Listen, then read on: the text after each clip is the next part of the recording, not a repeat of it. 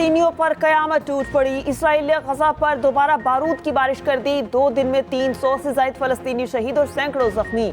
जनूबी लिबनान में बमबारी से 3 शहरी शहीद। गजा में जंगबंदी की कोशिशों में डेडलॉक। इसराइल ने कतर से मुज़ाकरातकार वापस बुला लिए। अब इसराइल से मुज़ाकरात नहीं होंगे, हमास ने भी कह दिया।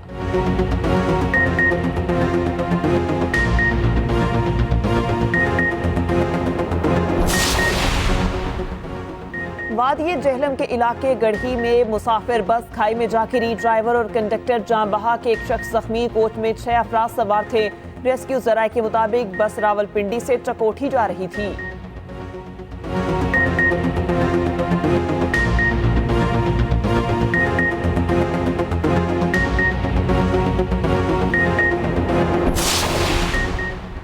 चल्लास में होवट के करीब मुसाफिर बस पर फायरिंग से गाड़ी में आग लग गई। डीसीओ दयामर के मुताबिक वाकये में 8 अफराद जान बहक और 26 जख्मी हो गए।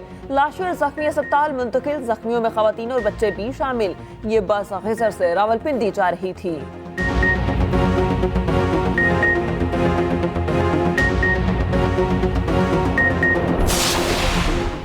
वालिदैन फैसला कर लें बच्चों के ड्राइविंग लाइसेंस बनवाने हैं या थानों में बंद कराना है। गाड़ी इसी सूरत में चलानी है जब आपके पास लाइसेंस होगा। निगरान वज़ीर आला पंजाब ने साफ साफ बता दिया। मोहसिन नकवी ने लाहौर में मॉडल पुलिस स्टेशन का इफ्तिताह कर दिया। मीडिया से गुफ्तगू करते हुए निगरान वज़ीर आला ने कहा, हम दोबारा से ये नहीं कह सकते कि एक और हादसा हो गया और इसमें कम उम्र बच्चा बगैर लाइसेंस गाड़ी चला रहा था।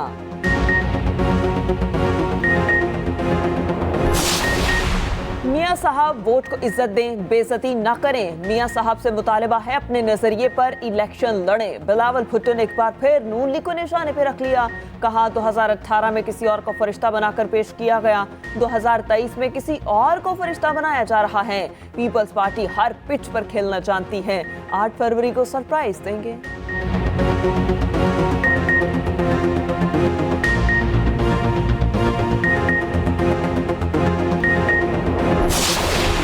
पीटीआई की कमान बैरिस्टर गोहर के हवाले। नए चेयरमैन मुंतखब। इंट्रा पार्टी इलेक्शन में नई क़यादत का बिला मुकाबला इंतखाब। उमर अयूब मरकजी सेक्रेटरी जनरल बन गए। यास्मीन राशिद पंजाब, अली अमीन गंडापुर केपीके के सदर।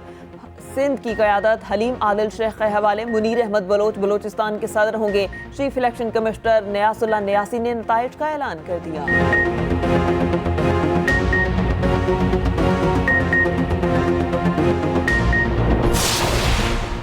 एमक्यूएम का गुलशन इकबाल कराची में पावर शो। खालिद मकबूल सदीकी कहते हैं सिंध के हुक्मरानों की करप्शन सिक्योरिटी रिस्क बन गई।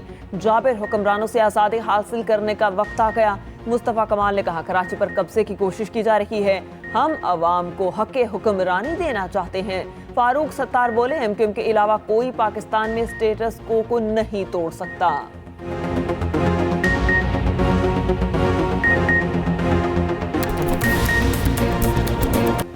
पीटीआई के बानी रुकन अकबर एस बाबर ने इंट्रा पार्टी इलेक्शन मुस्तरद कर दिए। नताइज इलेक्शन कमीशन में चैलेंज करने का ऐलान। कहते हैं ये इलेक्शन नहीं सिलेक्शन है। इंट्रा पार्टी इलेक्शन में आइन की खिलाफ वर्जी हुई। वोटर्स और वोटिंग के बगैर इलेक्शन कैसे हो सकते हैं? इलेक्शन आइन के मुताबिक कराएं। अकबर एस बाबर पहले ही नाअहल हो चुके। Chief election commissioner PTI Niazullah Niazi के एक्सप्रेस न्यूज के प्रोग्राम सेंटर स्टेज में गुफ्तगू।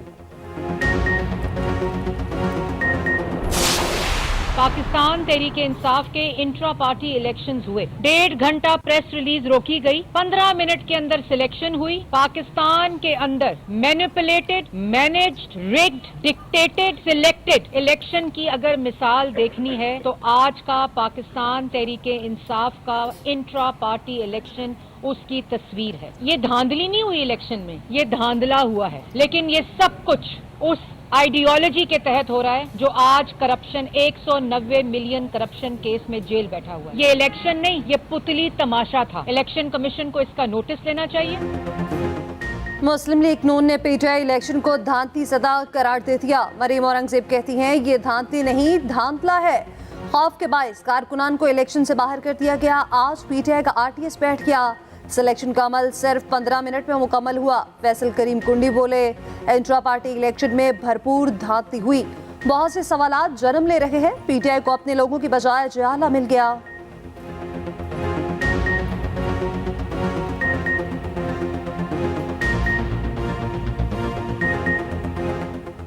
इंट्रा पार्टी इलेक्शन पीटीआई का हुआ जिसमें किसी को लड़ने की गुंजाइश नहीं थी। आज उनकी जमात के अपने ही लोग चेयरमैनशिप के लिए इलेक्शन लड़ना था। आज वो कह रहे थे कि हमें लिंक नहीं भेजा गया वोट का। आज वो कह रहे हैं कि हमें हमारे साथ इंट्रा पार्टी इलेक्शन में भी धांधली हुई। आज भी उसको कोई नहीं मिला। एक पुराना जियाला उसको मिला जो जी भुट्टो के नारे मारता था, उसी पे उसका गुजारा चलना था। पीटीआई ने नौजवान नस्ल को तबाह किया। यहूदी एजेंट आज मकाफाते अमल का शिकार है। यहूदी एजेंट को 15 साल पहले पहचान लिया था। एजेंट का चेहरा बेनकाब करने पर फख्र है। मौलाना फजलुर रहमान का भावलपुर में तूफानुल अक्सा कॉन्फ्रेंस से खिताब। कहा, अवाम जागीरदारों के हाथों जुल्म का शिकार हैं। आज हमारे मुल्क में अमन है, ना मुआशी हालात ठीक। नवाज शरीफ और इसाक डार भी अल्लाह की मर्जी के बगैर कुछ नहीं कर सकते।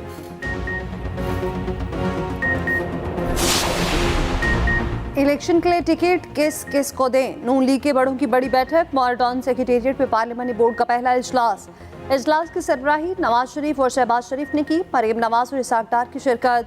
सरगोजा डिवीजन के 38 कॉपी और 67 सूबाई उम्मीदवारों के इंटरव्यूज किए गए। पीर को रावलपिंडी डिवीजन से इंटरव्यूज किए जाएंगे। एहसन इकबाल के खिलाफ बयान देने वाले पर दानियाल असीस को शो कॉज नोटिस जारी। इजलास में नजमा हमीद और मुशाहिदुल्लाह खान के लिए दुआ भी कराई गई।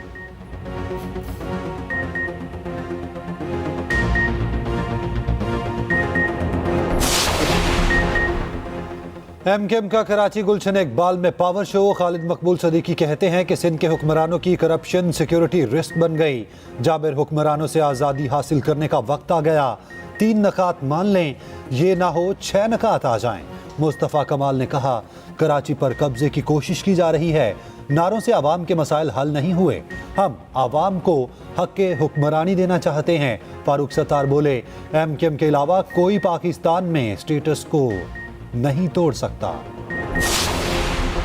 साइफर केस में सदर मुमलिकत को तलब करने की इस्तदा मुस्तरद। अडयाला जेल में खसूसी अदालत के जज ने केस सुना। साबिक चेयरमैन पीटीआई और शाह महमूद कुरैशी को पेश किया गया। शाह महमूद कुरैशी ने कहा, हमारे इस कानून के तहत ट्रायल की कोशिश की जा रही है जिसका ना सर है ना पाँव। नए एक्ट से सदर मुमलिकत भी इनकारी हैं। सदर पाकिस्तान को अदालत बुलाकर हल्फ लिया जाए। नए एक्ट की उन्होंने मंजूरी दी या नहीं। चेयरमैन का नहीं तो मेरा केस तो अदालत में सुना जाए। दोनों केस लिंक हैं, अगर अलग नहीं हो सकते। अदालत का जवाब समात 4 दिसंबर तक मुलतवी।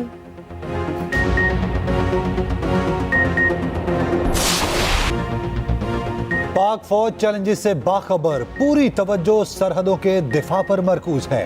Army chief general Asim Munir कहते हैं, दुश्मन के मज़मूम अज़ाइम नाकाम बनाने के लिए तैयार हैं। कौम की हिमायत से दुश्मनों को शिकस्त देंगे। सिपा सलार का खैरपुर टामेवाली का दौरा। बहावलपुर कोल की फील्ड मशकों का मुशाहिदा किया। आर्मी चीफ को मशकों से मुतालिक ब्रीफिंग।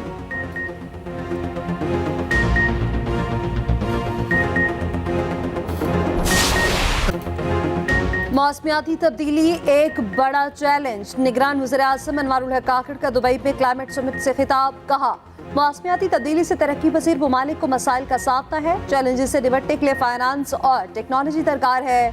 हमें आइंदा नस्लों के लिए कुर्राए अर्ज़ को महफूज बनाना है। निगरान वज़ीर आज़म की बिल गेट्स से मुलाकात। पाकिस्तान में पोलियो के खात्मे की कोशिशों में पेशरफ्त पर गुफ्तगू। वज़ीर आज़म ने कहा, पाकिस्तान पोलियो के खात्मे के लिए कोई कसर उठा नहीं रखेगा। वज़ीर आज़म की शामिया मनसब और मालदीव के सदर से भी मुलाकात।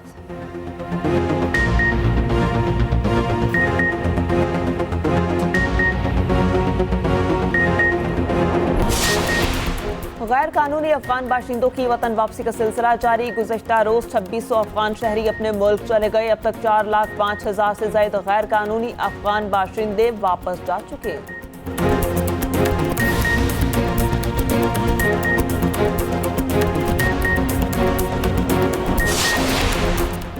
बार्सिलोना में ओवरसीज पाकिस्तानी ग्लोबल फाउंडेशन में खुसूसी तकरीब का इनेकाद। मारूफ बिजनेसमैन और समाजी शख्सियात की शिरकत। तकरीब में पाकिस्तान के हालिया मसाइल और उनके हल के लिए पाक फौज की काविशों पर खसूसी बहस मुबासा हुआ। शुरका ने मुल्की मईशत की बहाली के लिए आर्मी चीफ के इकदामात को खूब सराहा।